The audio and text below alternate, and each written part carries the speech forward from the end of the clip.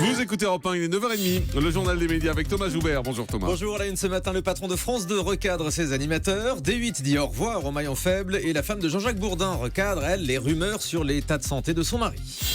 Et on commence donc avec la mise au point du patron de France 2 aux animateurs de la chaîne. Grande interview de Vincent Mélès ce matin dans le Figaro pour recadrer certains animateurs et producteurs. Le directeur de France 2 explique que les animateurs ne sont pas propriétaires de leur case. Il dément toutefois vouloir faire la chasse aux vieux. Selon lui, les animateurs à l'antenne restent les bienvenus pour les saisons à venir. Il confirme du coup les négociations actuelles avec Michel Drucker et Patrick Sébastien avec le souhait de faire des économies, mais prévient, si un animateur décide d'arrêter de lui-même, ce ne sera pas une décision de la direction. Nagui lui a déjà re-signé pour 2 ans. Quant à Laurent Ruquier, il souhaite finalement continuer On n'est pas couché la saison prochaine. Vincent Mélès discute actuellement des modalités. Et puis D8 annonce l'arrêt définitif du maillon faible. Le jeu présenté par Julien Courbet ne reviendra pas sur la chaîne, c'est ce qu'annonce officiellement le directeur général de D8, Xavier Gandon, ce matin dans la lettre Média Plus. Concernant à prendre ou à laisser, l'autre jeu que présentait Julien Courbet, une réflexion est en cours. En revanche, D8 compte lancer un nouveau jeu l'été prochain en pré-access. Il s'agira du format Still Standing, toujours debout, dont on vous a déjà parlé.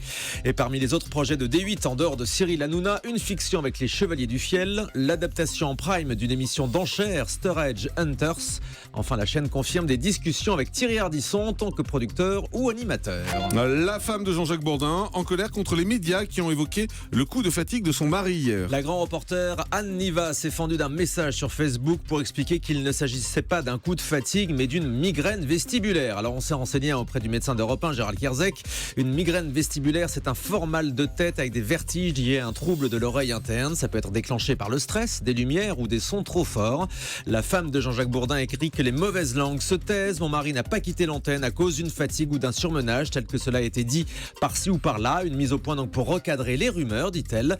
Pourtant, c'est la journaliste d'RMC qui a remplacé Bourdin au pied levé hier matin, qui elle-même avait parlé d'un coup de fatigue. Effectivement, c'est pas les médias qui ont inventé cette histoire de coup de fatigue. C'est la journaliste qui a pris l'antenne juste derrière et qui avait dit que Jean-Jacques Bourdin était victime d'un coup de fatigue.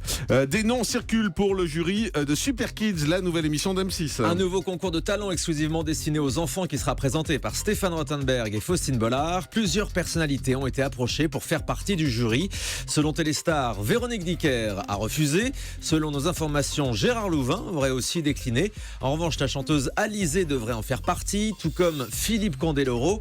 Le patineur a d'ailleurs annoncé hier soir dans cet avou qu'il pourrait arrêter de commenter le patinage artistique sur France Télévisions pour se consacrer désormais à d'autres projets, notamment des jeux télé. Écoutez. C'est vrai que ça fait 4-5 ans, toutes les boîtes de prod qu'on rencontre régulièrement, je dis faites-moi bosser, trouvons un concept de jeu télé qui pourrait me correspondre, pas un truc qui vient des États-Unis ou d'Angleterre pour que je me formate à l'animation. Je pense que si ça doit plaire, il faut que ça soit aussi avec ma personnalité. Et travaillons, créons des pilotes et puis après essayons d'aller le vendre aux chaînes parce que sinon moi le patin va bientôt s'arrêter, donc ma vie d'artiste, j'aime bien la télé, j'aime bien les gens m'aiment bien, donc je trouve qu'il y a un très bon contact. Ça serait dommage qu'on m'aide pas à servir cette notoriété au service de l'audiovisuel. Et puis des nouvelles de questions pour un champion avec quelques nouveautés pour l'arrivée de Samuel Etienne. Oui, France 3 a profité du départ de Julien Lepers pour refaire le décor qui sera désormais bleu et orange.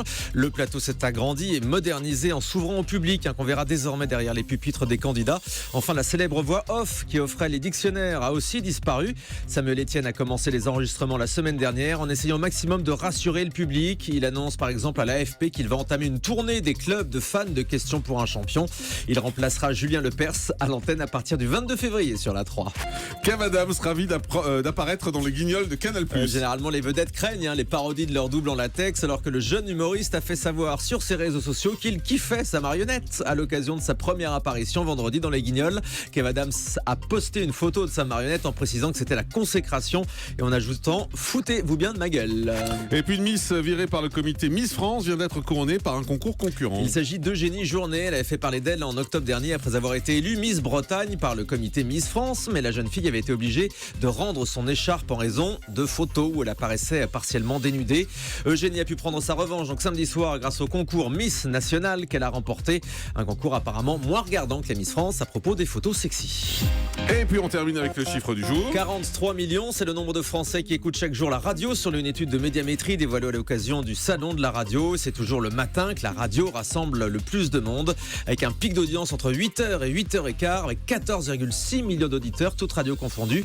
Et puis de plus en plus de monde nous écoute sur des supports numériques. Aujourd'hui, 1 auditeur sur 10 nous écoute sur ordi, tablette ou sur smartphone. Voilà, et puis on en profite une nouvelle fois pour vous remercier pour votre fidélité au Grand Direct. Vous êtes chaque matin 2 millions à écouter ce Grand Direct entre 9h et midi. Donc un grand merci à vous. Un grand merci pour votre fidélité à cette émission. Dans un instant, on va parler de ce guide qui est publié hier, le fameux guide Michelin. Pourquoi les médias en font-ils des tonnes autour de ce guide? Est-ce qu'on a tendance à trop en faire? Si vous avez un avis, vous pouvez nous le dire au 39 21 et puis on va en débattre avec nos invités. Puis à partir de 10h, le Grand Direct de l'actu. Est-il acceptable en France de préciser les origines des agresseurs? Ou est-ce une forme de racisme? On a vu ça dans un sondage qui a été publié par le journal du dimanche pendant le week-end où on demandait aux gens si leur agresseur était d'origine maghrébine, rome, de confession musulmane, d'origine africaine, de confession catholique. Voilà, qu'en pensez-vous? Est-ce que ça vous choque ou au contraire, vous trouvez que c'est bien pour plus de transparence? 39-21, même si on peut se demander quand même comment les gens peuvent connaître la religion de leur agresseur. À la limite, origine maghrébine ou origine africaine, on peut comprendre, mais de la religion, c'est un peu plus compliqué. En tout cas, vous faites le 39-21, standard d'Europe 1.